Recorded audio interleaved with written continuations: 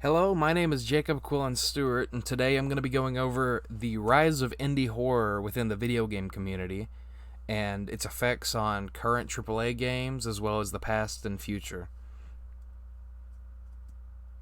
So, before we begin with actually looking at examples and the history of it, I want to go ahead and define indie versus AAA. So, indie companies are usually small studio, experimental, story focused, with many genres and significantly lower budget compared to AAA. Now, AAA studios are usually larger studios with a lot more manpower and people. They usually stick to form of what's popular at the time rather than getting riskier experimental. They have heavier graphics due to the higher budget, and they can get their games distributed to a much larger amount of people. So, the origins of video game horror started with Atari 2600. Even though with its low graphics, a horror game was put out for it called Haunted House. Haunted House is pretty rough graphics-wise, so they relied mostly back then on the cover of the video game box art to make their games look special and stand out. I'll show you a clip from that specific game to show you what I mean. Now, as you can see, you're the floating pair of eyeballs in this dark room. There's nothing really significant about it. There's no story element. It's just a classic example of a survival horror game. And this would pave the way for more horror games to come in the future with the peak of horror games. So the PlayStation 1 and 2 release brought so many horror games to the limelight. The PS1 set the stage, but the PS2 was the console that really had the much greater library of games. It was known for being an experimental and risky time with games, as they were already behind with the console wars. So they, especially in Japan where most of these games were coming out, they were willing to risk a lot to make interesting and unique games. The disk drive, featured on the PlayStation 1 and 2, allowed for a lot more memory to be stored, and which can result in higher graphics and much more accounts for pixels. Some of the notable games from this era are Silent Hill 2, the Fatal Frame franchise, Siren, Kuon, Rule of Rose, Clock Tower 3, and they all feature unique mechanics as well as storytelling elements that weren't really found in horror games before this period of time. And I've got a clip from Silent Hill 2 to show you how well the graphics have improved compared to Haunted House. James, honey, did something happen to you? After we got separated in that long hallway? This also was a time when cutscenes could be featured that Are you significantly confusing me helped with with someone story else? elements, and it really gave the animators time to show off their craft as well. You were always so forgetful. And then we have the fall of classic survival horror, where Silent Hill 2 set up a subgenre called psychological horror, where it's more unsettling and uncomfortable rather than up-in-your-face jump scare. Resident Evil 4 unintentionally demolished this subgenre. So it was a action horror subgenre which brought more weaponry and gore into the mix and took away most of the survival elements. What was prominently featured with survival horror was helplessness, alone, with loneliness, and this took it away when you're given this arsenal of weaponry to fight all of your foes, instead of trying to hide or solve puzzles. And the success of RE4, studios tried to replicate this by making their own survival horror games. For the next half of a decade, most of the horror games that would come out were based around this action horror. So we've got the Dead Space trilogy, the Left 4 Dead and its sequel, as well as more Resident Evil games coming out during this time. And here's what I mean with much more action-oriented, as well as featuring a lot more gore compared to other games of the time. Mátalo!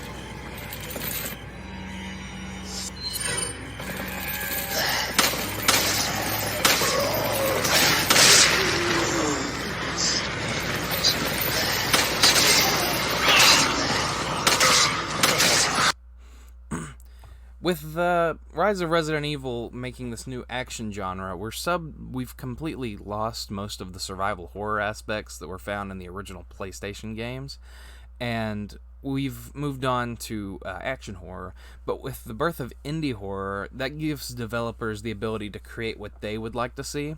So, 6 years after the release of Resident Evil 4, a small indie studio known as Frictional Games came out with the game Amnesia: The Dark Descent. Players navigate a dark mansion without weapons, but must hide and solve puzzles to escape, which took away any chance of survivability without hiding or running. And it did not use gore or jump scares to its advantage. Rather, it made the players unsettled or uncomfortable. And a few years later, after that, Slender the Eight Pages released, which garnered an even wider audience due to its creepypasta slash urban legend myth surrounding the creature that's based in the game. So people were interested to see how this would turn out in a video game setting. And the normal form for video games at the time was just the shooter aspect. So both of these succeeded very well, bringing back psychological as well as survival horror into the mix with action horror as well. And here's a clip from Amnesia to showcase. The graphics are not perfect, but this is not what they were really trying to do at the time. They were trying to make compelling stories with unique mechanics and unique atmosphere.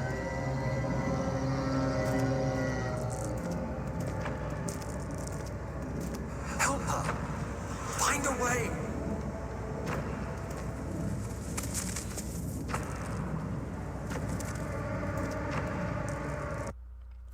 So, indie horror is a very hard genre to find when you've got these high budget studios putting out games on consoles and PC. So they were only restricted to a few websites that would allow small publishers to post their games: Steam, Game Jolt, a few others. So it was really difficult for them to compete with mainstream and AAA games. But through the help of YouTube and its influencers, people began playing the games on the platform, which got more people talking about them, with like some old classics, Ice Cupquake, PewDiePie, Markiplier, playing some of these unknown horror games. And once people see them, since they're much lower budget, they come at a much lower cost, allowing people that really can't afford the $60 AAA games to maybe buy the $15 cheap horror game off of Steam. It was a mutually beneficial relationship for small developers and streamers, because they would gain success through YouTube and make their revenue through there, but the success that the video of the game puts out would bring much more notoriety to the developer.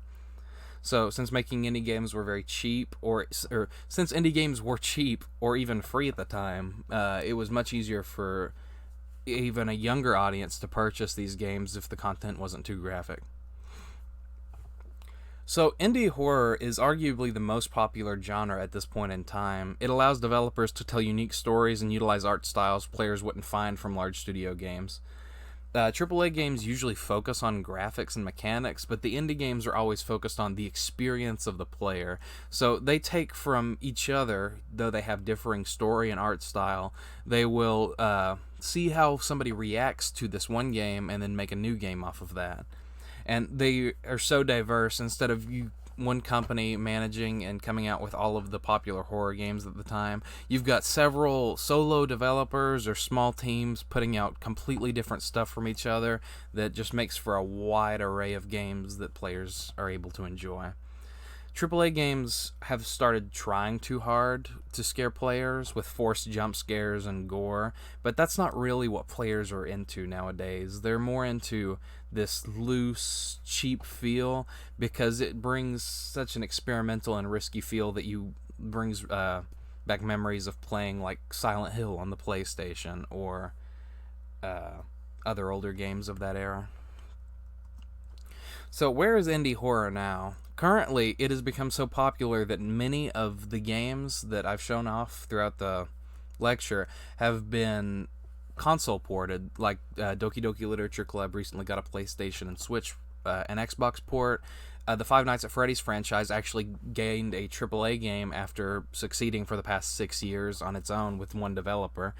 Franbo, Song of Horror, and Amnesia have all been ported to consoles, and now Phasmophobia is being one of the most praised games of all time, returning to the form of Fatal Frame with cameras and ghosts.